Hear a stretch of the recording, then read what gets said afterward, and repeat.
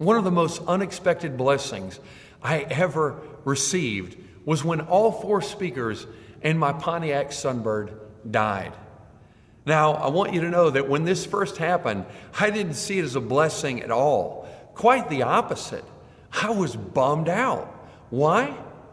It's because back then, without even thinking about it, out of habit, whenever I was in my car, I was always listening to music. I was either listening to music through the radio or listening to cassettes in my tape deck. My car was a space in which I passively listened to music. But when that was no longer available to me, I came to realize that it wasn't such a big deal, that I didn't actually need to constantly be listening to music whenever I was driving. There was a shift that actually took place. Instead of my car being a passive, noisy space, it became a place in which I began to think more about the day. I thought about what had already took place, and I thought about what was coming. I reflected on things that were important to me in life. I actually spent quite a bit of time in prayer. My car actually became a mobile sanctuary of sorts. It became a space that contributed to my spiritual health and my mental health. Little did I know that this actually was a prelude to an even greater serendipitous blessing that would later come. I can't tell you if God was behind the demise of my speakers, but what I can tell you is that He worked through the situation to draw me closer to Him. This is something that totally caught me by surprise in the early days. We worship a God of surprises. But why is it that God's activity often catches us off guard? I would say the reason for this is because there is an incredible difference between us as human beings and who God is. God doesn't simply possess more holiness and more wisdom than we do. God possesses incredible insight and knowledge that we can't even begin to imagine. Where we are limited and finite in our ability, God is infinite and unlimited. And so when we look at our lives and we look at our circumstances, we're not going to possess the insight and the perspective that God has.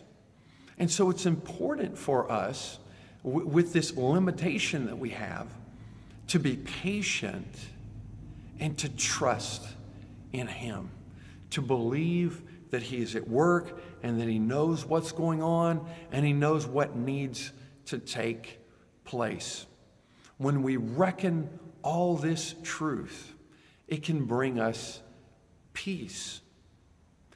I was doing some thinking and I was wondering, what life best sums up that you cannot judge what God is doing based on circumstances, that you need to be patient and you need to trust in Him. And I quickly remembered the great Old Testament figure, Joseph. Think about Joseph for just a moment. One moment, he is his father's favorite son. It's almost like he can do no wrong. And then the next moment, his wicked brothers sell him into slavery. Now, as we read through Genesis, when the brothers recall what was going on, Joseph's reaction when they were selling him into slavery, they recall that he was greatly distressed. That must be an understatement, right? And that he pleaded with them not to sell him into slavery. But his wicked brothers did it anyway. Put yourself in the shoes of Joseph for a moment. You're thinking, not only have I been separated from my family, I'm also taken away from my homeland. I'm taken away from everything I know. And I've been brought as a slave to a strange land that has different customs and different values and even speaks a different language than I do. I'm a slave. He must have been thoroughly crushed. It must have been thoroughly demoralizing for him. Put yourself in his shoes. Wouldn't be surprising if you felt abandoned by God. Maybe you thought, I've got nothing left to do except follow Job's wife's advice. Curse God and die, because it's over for me. But that would be the wrong course of action. Why? Because we read from the narrative that God was not only with him, God gave him special favor. God was blessing him. And so Joseph's Egyptian master, Potiphar, the captain of Pharaoh's guards, recognized the favor that God had given him. And he elevated Joseph to being his primary steward, that he entrusted all that he had to Joseph. If you were in Joseph's shoes at that point, you might be thinking, well, this is certainly not the life that I could have imagined I would ever experience or I would ever hope for. But you know what? Things are going good. God is blessing me. I'm really making something of my life down here in Egypt. But then what happens? Potiphar's wife lusts after Joseph. And because he refuses to have relations with her, she falsely accuses him of rape. And Potiphar throws him into a special prison that was reserved for Pharaoh's prisoners. Now, at this point, it had to have been a real shock to Joseph. Hey, just as I'm getting my life on track, just as things are going really well, now I'm in prison? I would imagine it would have been very difficult if we were in his shoes, and yet God was still with him. We're going to find out God actually had a plan through it all. Joseph gets to meet Pharaoh's cupbearer and baker. And these two men have dreams and are upset because they can't find anyone to interpret for them the meaning of the dreams. But Joseph has that unique ability that God has given him. So he successfully interprets those dreams. But he says to the cupbearer, when you are restored and when you are with Pharaoh, remember me. Don't forget me. Tell Pharaoh about me. Get me out of this prison. And yet as we continue to read, what happens? Even though what Joseph says comes to pass and this cupbearer is restored, the cupbearer forgets Joseph. Can't seem to sustain any success, any good luck, any good fortune, right? But you know what? I'm not going to go through all the rest of the story except to remind you that God was with Joseph the whole time. And against all the odds, God eventually elevates Joseph so high that he was second in command to only Pharaoh. Egypt was the greatest civilization at that time. It was the great superpower of that day, and the only one with more power and authority than Joseph was Pharaoh. Wow. I just want to read you this short passage of scripture here. When Joseph eventually meets his brothers when they come down to Egypt because of the famine. They need food, otherwise they're all going to perish. Joseph reveals to them his identity in Genesis 45. I'm going to begin reading in verse 4. Then Joseph said to his brothers, "Please come closer to me." And they came closer, and he said, "I am your brother Joseph, whom you sold into Egypt. Now do not be grieved or angry with yourselves, because you sold me here. For God sent me before you to preserve life. For the famine has been in the land these 2 years, and there are still 5 years in which there will be neither plowing nor harvesting. God sent me before you to preserve for you a remnant in the earth, and to keep you alive by a great deliverance. Wow.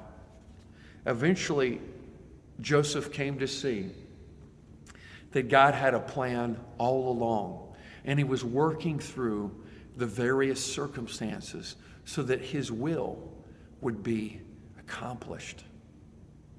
So I want to encourage you, whatever you're going through, don't be a prisoner of your circumstances.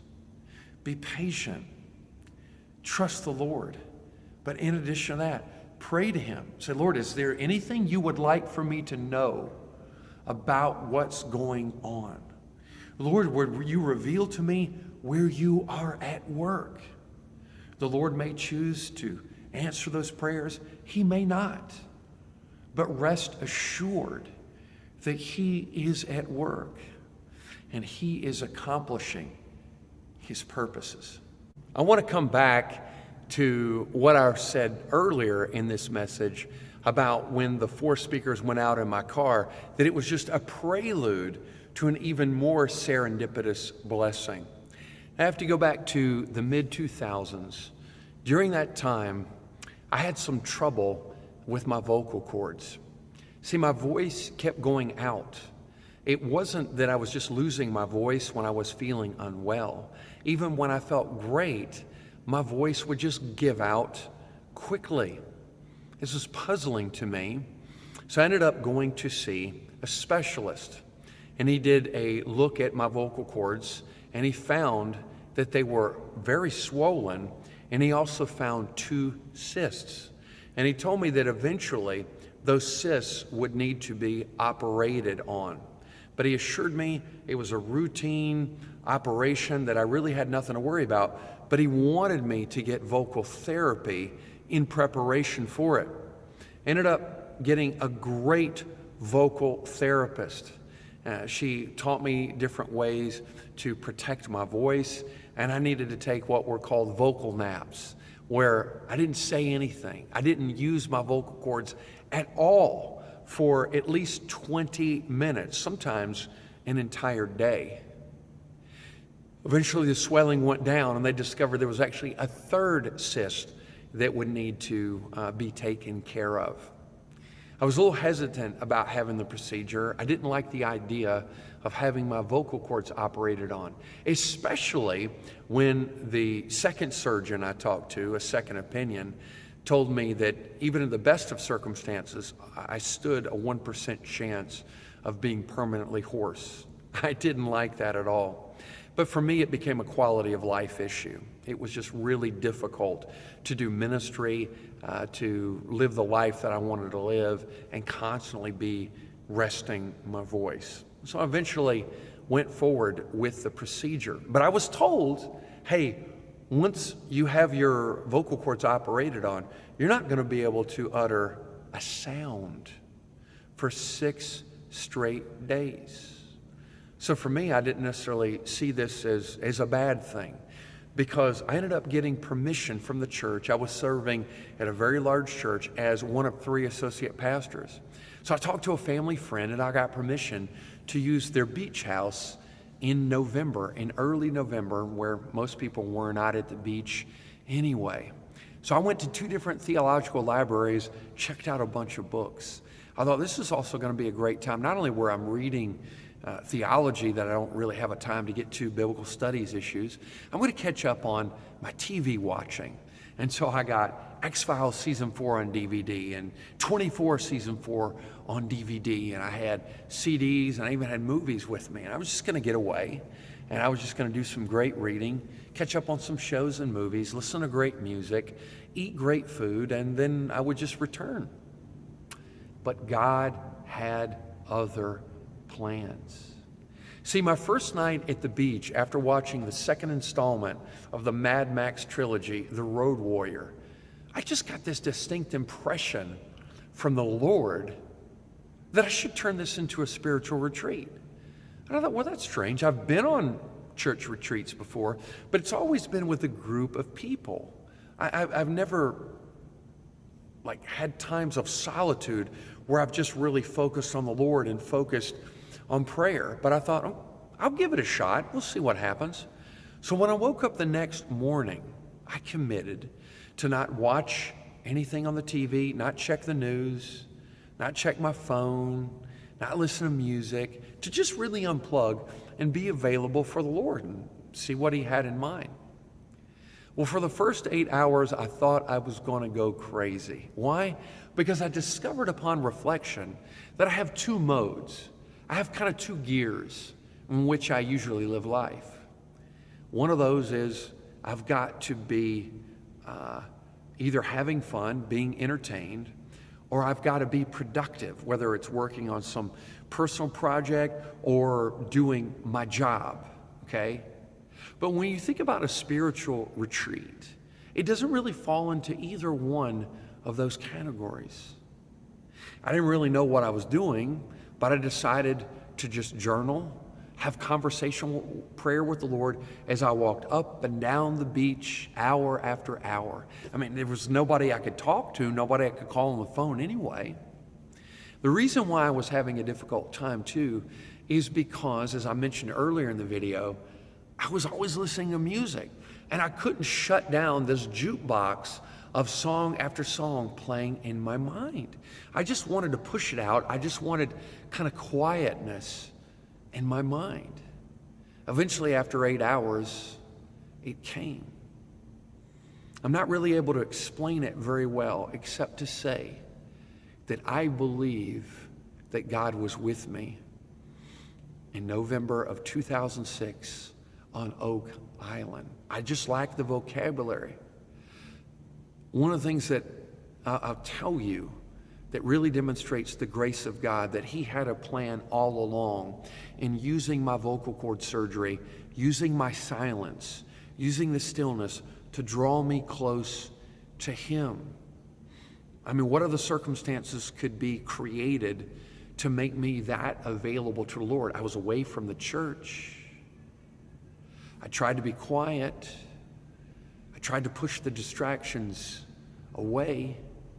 The real gift came in God meeting me.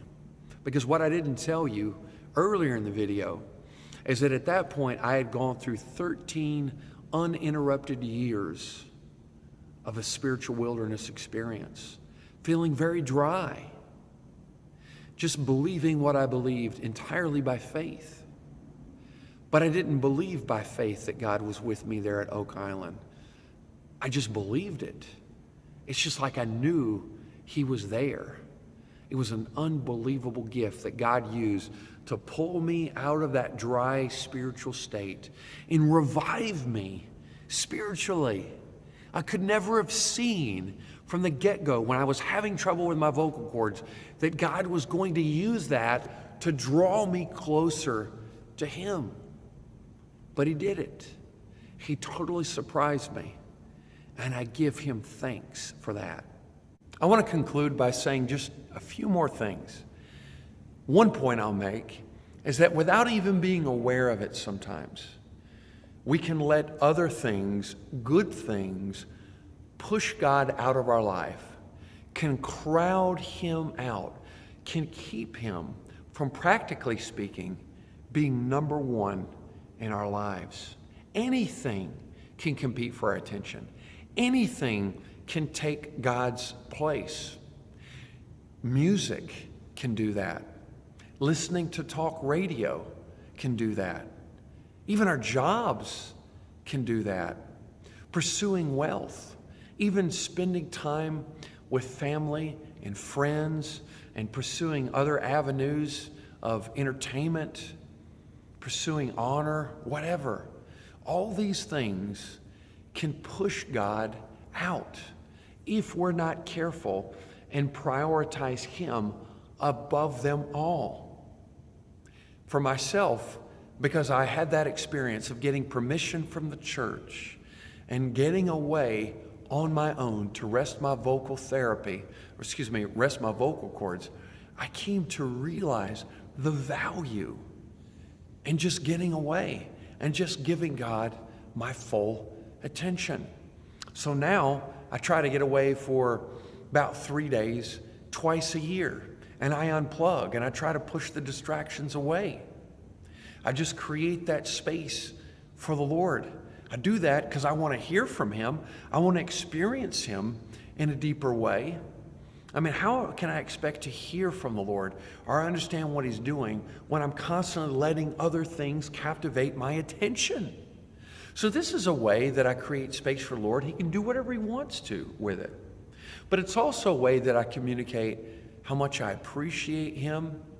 And it's a way that I communicate and that I'm honoring Him with giving Him that time. You might not be able to get away as often as I do, but maybe you can get away one day a year. Maybe you can look at regularly scheduling an afternoon where you just say, you know what, I'm going to put my phone on silent.